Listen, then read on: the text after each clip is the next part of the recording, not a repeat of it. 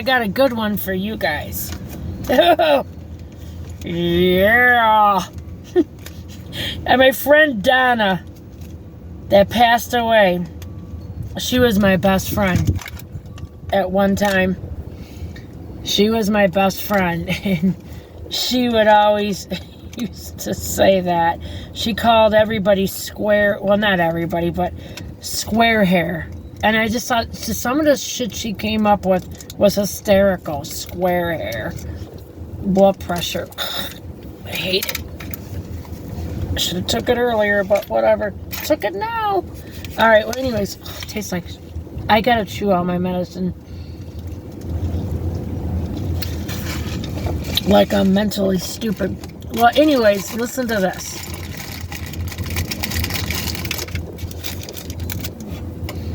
Yeah, she used to call everybody square hair. And, yeah, like they say, get a drink, get a coffee, get an iced tea, get your ass a big $1.26. That's with tax at Circle K. And sit your ass down. Take your shoes off. Prop your feet up. If you're more comfortable without socks, take them bitches off. Take them bitches off. So anyways, this makes a lot of sense. Something I'm going to tell you guys, this little story. I'm eating this. My fat ass don't need this, but I'm eating it. Alright, because that medicine tastes horrible. This is a good video. And I'm going to tell you why. You know what it's called? Self-sabotage. Something I suffered with my whole life and my husband. And actually, here comes another train. As I got older, it's even gotten worse. I don't know. And basically what that means, and excuse me, let me roll this up, it's going to get loud. I apologize. Basically what it means, and I'm sure most of you know what it means, is let's say you're going for a job or something, or something you want. My husband suffered this his whole life, but I always believed in him. Let's put it this way. When we were young, and we'd first go to drag races, drag strips and shit, he thought he was all big and bad. He'd buy a pair of shoes, and it was the same kind of shoes the racers wore. Even back then, they were like $50. But we had money then more when we were younger. Things were easier. And he used to beg other race car drivers, can I please, please, please just sit in your car? And I'd be taking a picture, and we'd wait around all fucking day in the heat, sweating our ballers off, waiting for him to get to sit in the car. That was his dream, his dream. And I always said to him, let me go be your mouthpiece. I'll talk to these people, because they knew his father was a famous race car driver and building cars. He drove them and built them, pretty much like my husband. And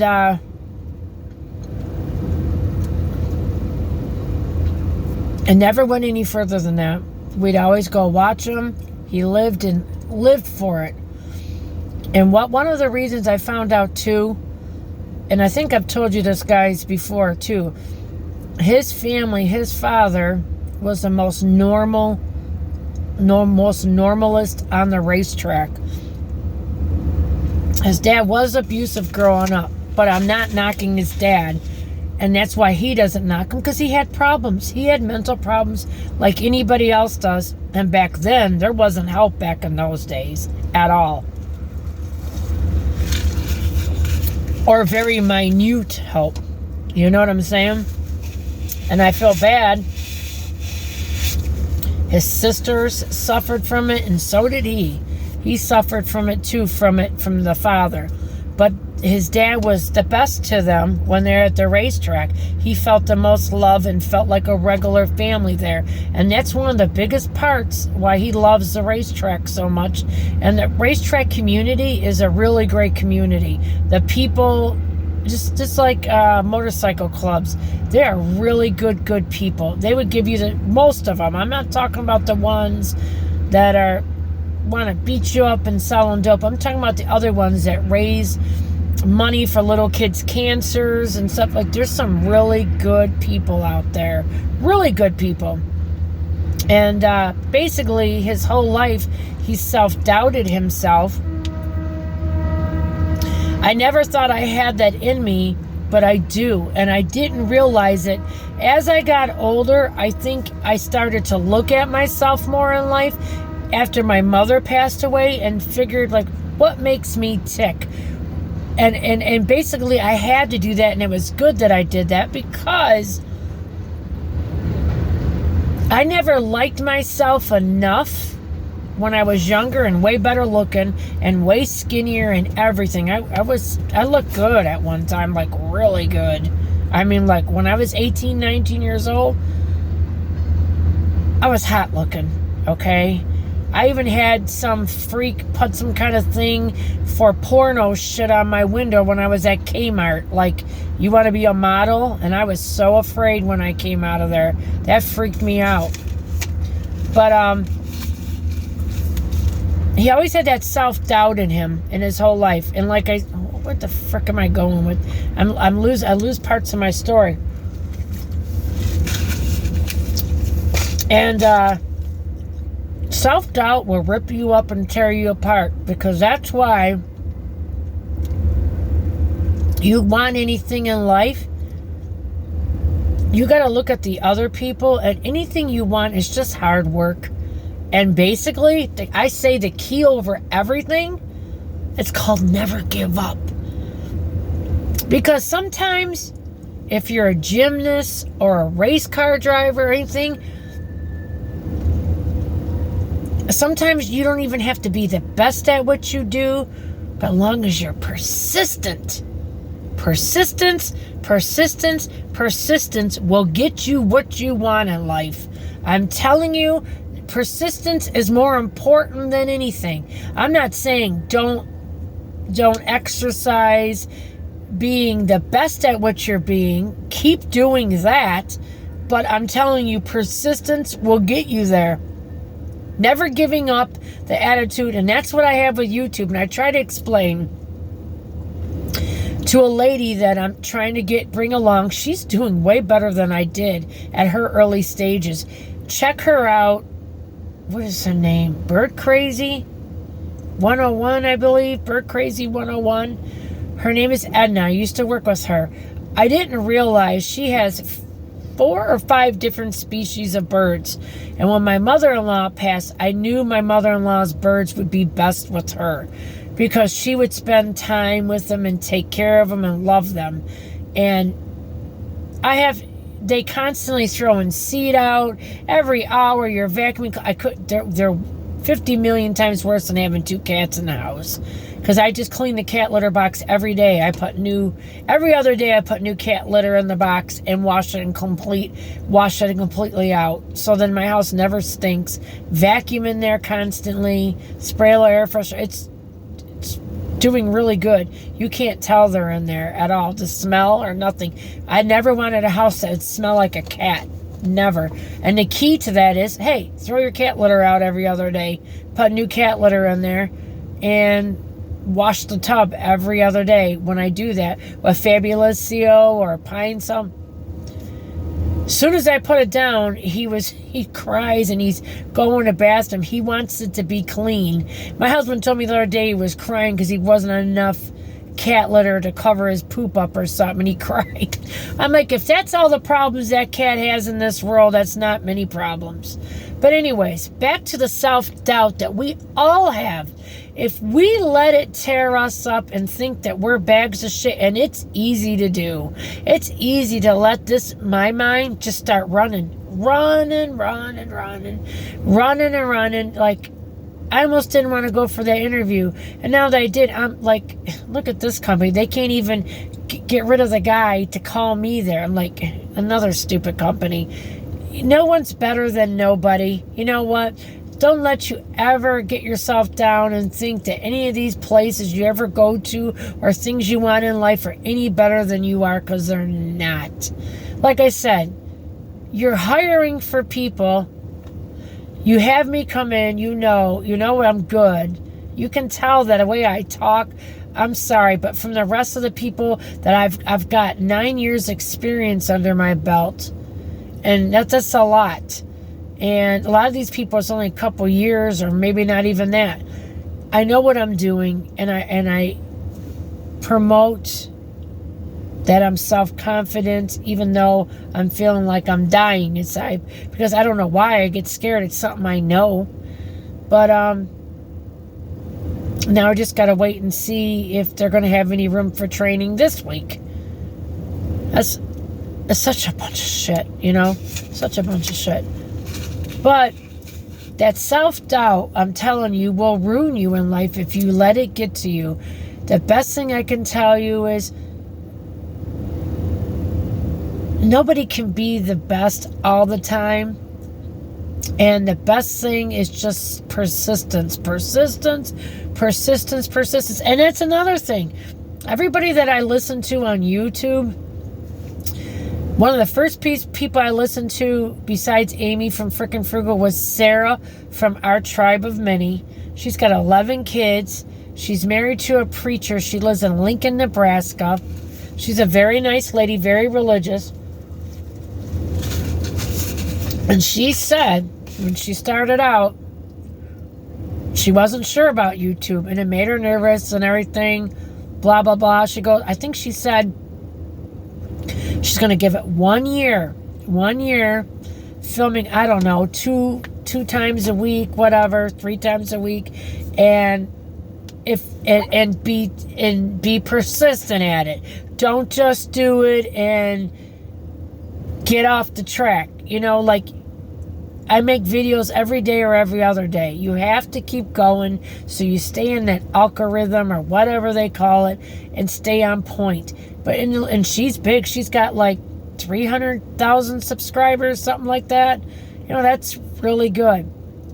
So the best thing I can tell you is do not let that evil face of self-doubt come out and grab you, because everybody suffers from that.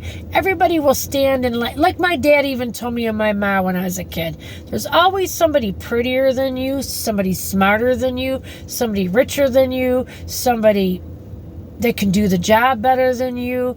But as long as you give it your all and keep trying, that will shine through. And I really mean that.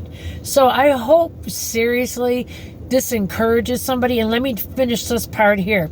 My husband doubted himself his whole life, and then he met the right people. He got his head out of his butt and just got into the racing community family and was accepted, and things happened. And by the grace of God, he got that car when his mom was alive, because we could have never afforded something like that now. Not in a million years.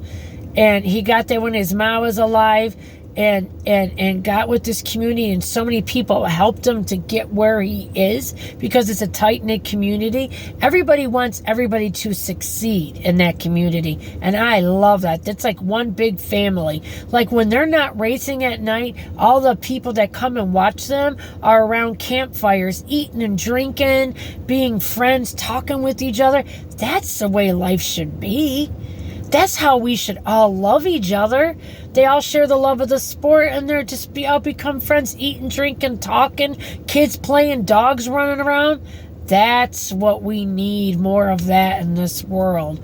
And that's what NASCAR or drag racing. That's a beautiful thing, and but I just experienced it with the Top Fuel with my husband. Top Fuel alcohol, and then there's Top Fuel nitro. That's even faster. And these people are just fabulous people. Like that one guy that's his friend that he went with recently to a college, Macomb Community College where I live, and they had a swap meet, and he sold like $2,000 worth of parts. My husband only sold $50 that day or whatever. But the thing is, when my husband, one of the first times he was going to race, that guy worked all day. And as soon as he got off work, he came there to be with my husband to help push his car and everything. And this guy's not an engineer, but I think he's heating and cooling. Yeah, or something like that. Or electrician, I forget. So, but just like they all band together to help one another, and that is just so beautiful. Just so beautiful. And that's what it's all about. That's why we should all be there for each other and encourage one another. We all can do what our dreams are in this world. Half the fun and half the heartache should be getting there. And you should make a game out of it. If there's challenges in life, make games out of it. Make it easier to do. That's what I learned to do as I got older, and that does help a lot. Like, make games out of shit. When stuff starts seeming hard and difficult, make a game out of it. Make it easier on yourself. And I challenge myself. Like when I used to make tacos at Taco Bell, I was one of the fastest steamers there was. They always put me in a steaming position. I could whip that food out so damn fast. I was good at what I did. I was very good. Wrapping the burritos and the tacos, making all that food. Boom, boom, boom, boom, boom. I would just fly on that line. I'd fly on that line. And they appreciated that. I just try to do, like when I'm here, letting people in and out of this gate, I'm sorry, but nobody does it as good as I do. And every person that leaves that has their window crack a little bit, I say, hey, have a great day. Thank you. Have a really nice day. You know? And I say that. Nobody told me to say that, but I do that out of being decent and trying to put a good face on for the company that hired me.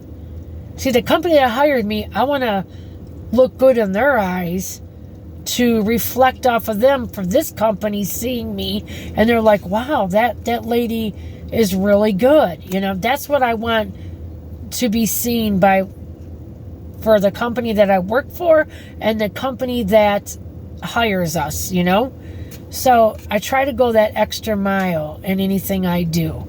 And I think it shows. It shows with everything. Like, I don't have to come here every day and spend all my money buying Fabulosio, filling up on bottles, buying 1 million rolls of paper towel. And then my husband gave me all these. He gave me like 2 big bags. These are real expensive microfiber cloths. I washed this car in and out. You couldn't even see out the windows. It was filthy. Filthy inside, all over the floor and shit, food and shit. It's pretty damn well clean, almost like it's been through a car wash now, inside and out. But I gotta sit in here for 8 hours, and it smells clean. It's got that clean, you know, that beautiful Fabulosio smell, the purple kind. Yeah, I don't have to do that, but I do it out of being right, trying to be right. You know, always trying to be right. Do the next best thing. Better thing. Try to do good things for other people, and so whoever takes over this car will have a clean car to sit in. Even though they all screw it up for me, some people you can't teach to do better, you know. They don't want to do better. You gotta want to do better in life. You gotta want to strive. You gotta want to do things. You just gotta want. If you don't want, you're dead in the water. It's true. You're dead in the water. But that's the best advice I can give anybody is persistence. And when something gets hard, make a game out of it. It'll be so much easier for you in your head to obtain and understand and deal with. Lisa sharing life stories with you. You can do this. I got you. Believe me, anything we want is just a click away. As long as you put some hard work and love in it, you'll have it. You will have it. Love you. Subscribe.